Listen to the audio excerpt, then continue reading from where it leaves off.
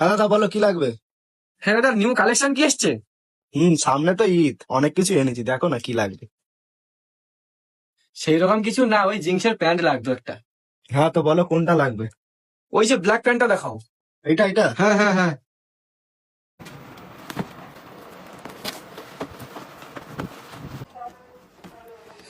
হ্যাঁ ঠিক আছে, এবার দাম কত?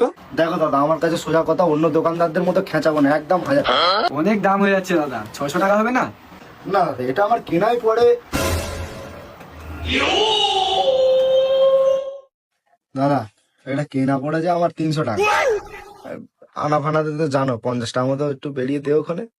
আর কি বলবো।